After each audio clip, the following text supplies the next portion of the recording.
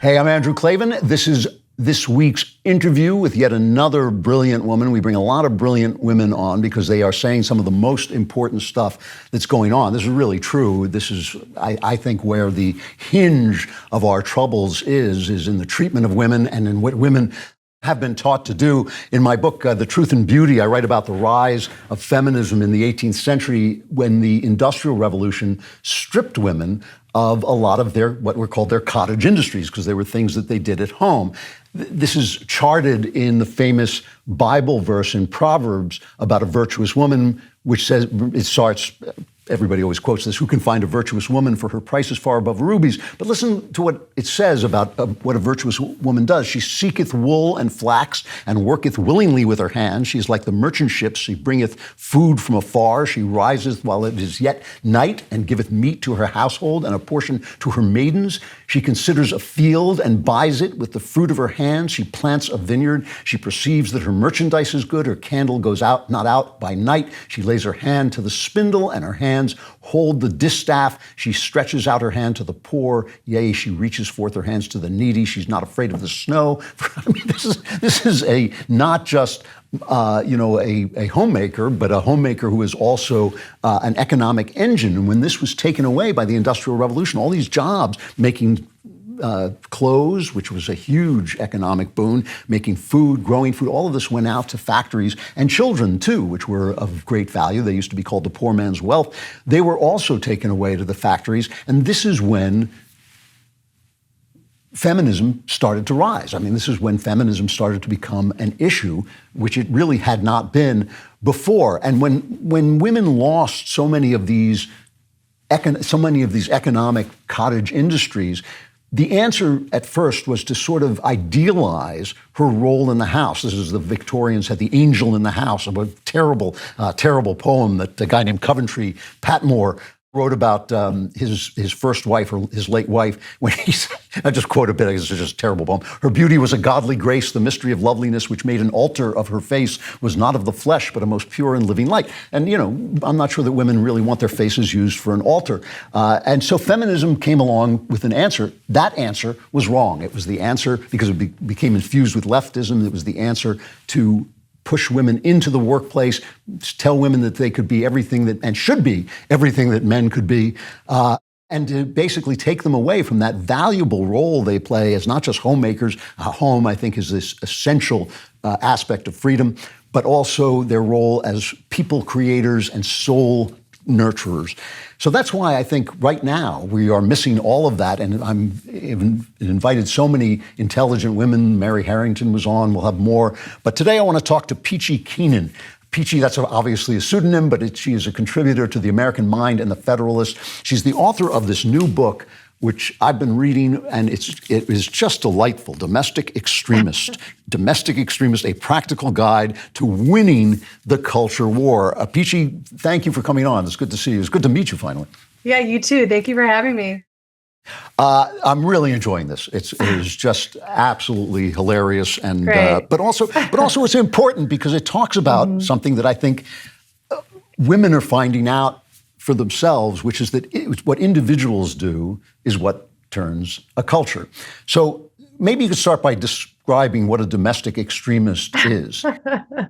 Yeah, I mean, the title is a little bit of a play on words. I like to say that I'm not a domestic extremist. I'm just extremely domestic. But these days, women who choose to quit their jobs to stay home with a newborn, maybe work from home, maybe not work at all while the children are little, who have more than, the legal limit of 2 children, which is what it seems like it is. Women who go to religious services with their families. I mean, we're kind of treated like we're real extremists these days. We're kind of living this sort of taboo lifestyle that is totally looked down upon. So that's really why I wrote the book, to kind of empower people like, no, this is okay. This is normal. I always hear people say they're just a homemaker or just a mom. And, I always think, have you ever actually seen this done? Because, and not only the doing of it, but also the rewards that it gives to society as a whole. You weren't always like this. You weren't born, you would have had to have been born on an island, given the message that the culture is sending. Oh yeah, domestic extremists are made and not born. At least in my case, I did not wake up like this. Okay, I was raised, a secular atheist. I mean, my mother was a homemaker, but I sort of rebelled against that, and I just kind of like by osmosis absorbed all the messages from the culture, from feminism. And so I popped out of college, just sort of this fully formed feminist, pro-choice, and I just wanted to spend my 20s having fun, working, girl bossing around. And I didn't really figure this stuff out. The feminism didn't like fall from my eyes until much later. And I wrote this book in part to sort of help maybe other young women avoid some of these like wasteful mistakes that my generation made, and that young women now are making, even more. I mean, this is one of the things that, who was it? Camille Paglia, I think, who said a woman is born a woman, but a man has to find out how to become a man. That's true. Right. There's something like about having an area of expertise that women, essentially have, that they're being taken away from. They're being told that this thing that they are is not important in and of itself. Yeah. You went through this experience, you got married. Did having children change you, or by the time you had children, were you already on this path? I was already on the path. I was already more of a political conservative from being like a crazy liberal.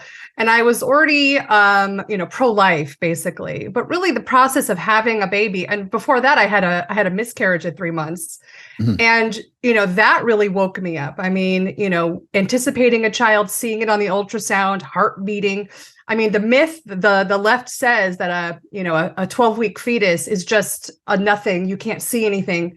It's such an obvious. That was like a story last year. What an obvious, insane lie. They're gaslighting everyone. It's a little tiny baby, and we lost the baby, and that was like, wow, you can do this, but women can do this voluntarily. How macabre, how awful. And then becoming a mom, when you hold that baby. I had been working in an office my whole life. And after that, I was just like, no, you can't, you can put a gun to my head and I'm not handing my baby to anybody. Like, I'm not outsourcing this. Now, the thesis of the book, Domestic Extremist, A Practical Guide to Winning the Culture War. So the thesis of the book is actually simply by becoming what you call a domestic extremist. That's right.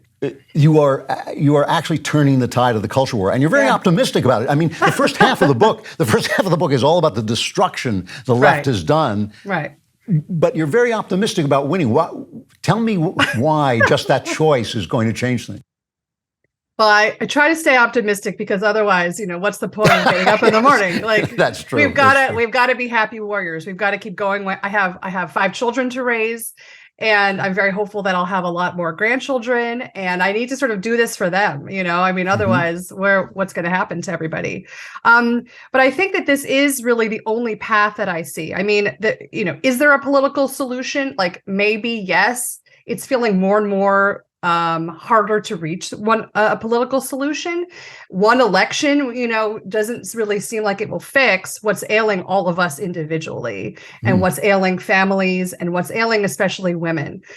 So I feel like becoming a little bit more domestic is really the only path. And this is not a win that we can have by like next Tuesday. This is not like an overnight thing. They've had 100-year head start.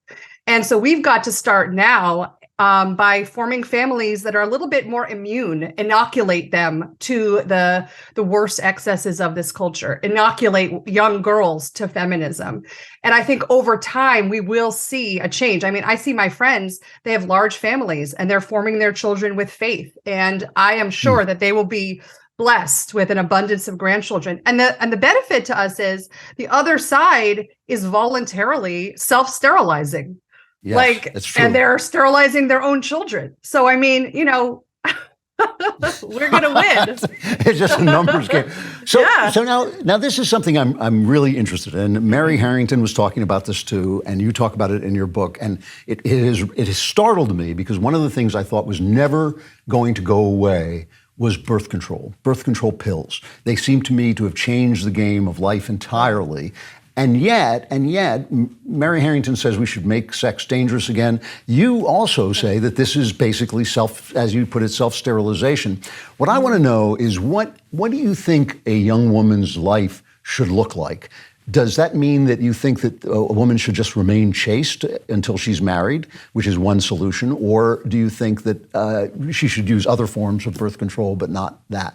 Yeah, I've actually talked to Mary about this. I think she's doing some excellent writing about birth control. And really, birth control has been treated for so long, at least in my lifetime. It's just like taking an aspirin. It's nothing, it's just take it every day. They would hand it out to us at college orientation. It's like no big deal. You had to be on birth control to be a young woman. That was just, avoiding pregnancy was like job one. Okay. And there was no talk to side effects or consequences, but now we know that it can trigger all kinds of things, especially breast cancer. Artificial hormones, staying on them for 20 years is not a good idea, really. And then there's all the emotional consequences. What is that birth control? What is the lifestyle? It's underwriting for you. 10 years on Tinder, which I'm reading stories. Women they downloaded Tinder the day it came out and they're still on it thanks to birth control, And so look, I'm a Roman Catholic, so obviously, like I'm trying to instill in my daughters, yes, the virtue of chastity. That's a trigger word, trigger warning. It's very hard to pitch that to women who aren't growing up in some kind of religious faith or in a religious community, because chastity seems like so oppressive, so hard, so old-fashioned. But just because perfection is unattainable doesn't mean that we can't at least aspire to it. I'm seeing you are probably too seeing on TikTok, young women listing their body counts, the list of their sexual partners into the hundreds. Okay. So I think it's reasonable to ask people to maybe, let's scale it back. Like I like to say a good body count number is somewhere between like O.J. Simpson and Charles Manson. Okay. Let's try to get those numbers down, if you can. Not everyone can have be chaste till marriage. I get that. I live in the real world, but I don't think it's a bad goal. One of the things that I hear from women, and I don't talk to women about this too much because I'm afraid I'll get arrested, but one of the things I hear from them is, well, if you don't put out, essentially, then you're out of the competition because the girl next to you is going to do that. So what's your response to that? You see that in how young women dress. They're dressing like they're for sale. Let's just face it. I've gone shopping I have a teenage daughter. We go shopping. And the dresses look like they come with their own birth control pills, like in the pockets. They're, and I think that, if you do that for a guy's attention, you might have his attention, but how long are you going to have that attention? You're going to have that attention for a night, a day. We saw that story 2 years ago, West Elm Caleb, the guy who had been ghosting like dozens of women in New York on apps, and none of them knew about the other one. And he was having 2, 3, 4 dates a day. And I have male friends on dating apps and they're doing the same thing, And so women need to be a little smarter. Just giving it up doesn't guarantee you anything other than maybe a nice dinner. Yeah, no, it does. That does seem true to me. Now, what about the role of men? You talk about, you write the things you write about men being basically neutered. It seemed to me true. And I have to say, when I read people who grew up 10 years later than I did, who are 10 years younger than I am, they grew up under feminism, which I didn't. And so when feminism came along, I just ignored it. I sort of thought, that may be good for some people, but I'm not paying any attention to it. Right. And that really worked out well for me. But they can't, because they were inculcated with lies about what women are like and what women want and all this. And they're angry. We talk about women, men talk about women, and I talk with affection. You may roll your eyes at the opposite sex, but you talk with affection. Whereas younger men are angry, Yeah. What is it that men need from women? And can women give it to them without losing themselves? That's such an interesting question. Recently, I was at a book event and I actually met a bunch of young men. These are young men in their early 20s who somehow, are fans of mine and came to the reading. And these were like guys in college, grad school, and they were, great, good looking, smart, funny, great, they're catches. And they were complaining to me about the women that they meet, the women they encounter, their age cohort. It's really hard for them to find someone they want to be in a serious relationship with. I think that short-term arrangements are easy for them, but I think that these are guys who are more conservative, obviously. And they know, they have some awareness that, just being on the dating merry-go-round is destructive to them. They aren't really comfortable in that role of like Lothario, but it's very hard for them to find a woman who hasn't been totally degraded by feminism. And and I keep saying to them, that's why I wrote this book. Like, just, let's get it into the college libraries. Like, we have to try to peel off some of these girls, I think, before they go too down the road and become, someone shouting their abortion, when they're 38 years old. Yeah, yeah. I mean, it is funny, even when I hear Christian guys talk about submissive wives, I get a little antsy. I mean, I believe a man should be a leader in the home. I do believe that a man should have a leadership role in the home, but obviously a leader, in my view, is somebody who's serving the people that he leads. He's trying to give them the life that they want. So what should men be looking for? Oh my goodness. I have gotten pushback like, oh, you Christian wives, you just want to be submissive. The husband is in charge. I'm like, excuse me. Like, what? Like, my husband and I are total equals. We're best friends. It's a partnership. I do some of the stuff. He does some of the stuff. Sometimes we switch. Like, you got to get it done. It's so preposterous, that argument. And I know a lot of, trad wives, women with, half a dozen or more children who stay home, and the husband is the sole breadwinner. And these are not submissive wives. I mean, you could argue that they're really in charge of basically everything. So that's just such a funny argument to me. It's such a straw man argument that we're just these little wives kept in the kitchen. That's not real, at least not the ones I know.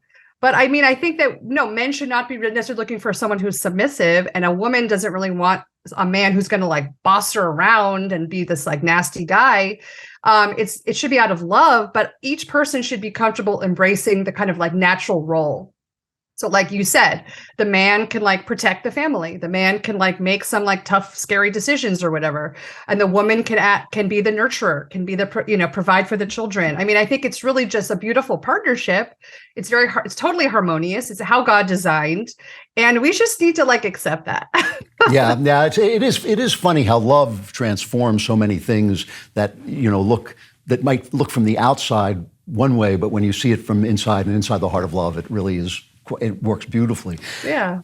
One of the things that kind of cracked me up in the book is you talk about you don't really like housework all that much. No, I don't. I am not to the manner born. I am not like no, I don't enjoy it. I grew up, I had a fairly privileged, childhood. We had a housekeeper, and like that was fine with me. Yeah. So, with 5 children, for example, I read about like the laundry situation. It's never ending. And I was not prepared for that. I was really not prepared for the laundry load. And, but this is the thing. You're doing housework, whether you live alone, whether you have 1 kid, whether you have 2 kids, people have to eat. You have to have clean dishes. You have to, go to the grocery store. So, I mean, there may be more dishes, maybe more laundry, but you're still doing the things. Like being a fully empowered feminist girl boss, you're changing your cat's litter box. You probably are changing it a lot because you probably have a lot of cats. All right. So here's I guess this is my final question. I would like to have an idea. I want to have an idea of what it looks like to now you have these 5 kids, which is a lot of kids. I mean, my father used to say that 1 is 1, 2 is 3, and 3 is 5. So 5 must be 10 going by that math. Now, we hear so much about our schools basically destroying the lives of children and doing it with a will, so that when parents show up and protest, they they send the FBI out to get them. I mean, it's really it's an intentional and very dedicated attempt to destroy our children. What are you going to do about it? Well, my advice that I give people all the time in real life and in the book is to, at the first sign of, at the first whiff of the perfume of the drag queen walking into your child's kindergarten classroom, you have to flee. Like, you have to get those kids out of any school that is promoting, transgender ideology, or teaching them that, if they're white, they're evil, like all of that stuff. There's no way to kind of counter program that after school with your children. They're getting it in movies and on their screens. They should not be immersed in that 8-9 hours a day. So my advice is to get them out of those schools as quickly as possible. And, sometimes you can't do that, but more people should try. And I think people have to turn to different alternative methods of educating their kids. I mean, we're in a kind of a golden age of homeschooling. And also there are these amazing, beautiful classical Christian and Catholic schools popping up everywhere. I mean, there's, the Chesterton Academy, there's all of these, Hillsdale, there's all of these small, we found a beautiful small Catholic school that my children, if you put them in, if you like their gender, they'll be able to keep their gender by the time they graduate, like that's hard to find. My brother's kids go to a local LAUSD public, and it's full on Pride Week. And, they're basically trying to encourage children to experiment with different pronouns, and in public school, in elementary school. And that is just not, that's not appropriate for little kids to be taught, in my opinion. So my advice is to get out, and, if you can't find a local school, I mean, there's so many resources. I actually have to ask you one more question. I was going to make that the last one, but there's one other thing. You also became a Catholic in the course of this. I know. Now, where did that fit into the puzzle? Did you become a domestic extremist because you were Catholic, or did you become a Catholic because you were a domestic extremist, or were they separate parallel tracks? It was like the final level. I finally achievement unlocked. The cocoon broke open, and here I emerged as this fully formed domestic extremist. Yeah, I became a Catholic. I converted about 10 years ago. My husband had actually converted after we had that initial miscarriage. And so just by the process of going with him, I was this committed, devout atheist, So it was sort of a shock to my system, but I started going through the process with him. And, it was wonderful. And then we baptized our babies. And then by the time I could find, a pair of matching shoes, I went to RCIA and converted myself. Ah, wow. Okay. Peachy Keenan, the book is Domestic Extremist, A Practical Guide to Winning the Culture War. It's absolutely charming and also very optimistic and hopeful. I hope you come back and we'll talk again next time you have a book. Thank you so much, Andrew. All right, great talking to her. Come on Friday and listen to or watch The Andrew Klavan Show at the Daily Wire. We will see you then.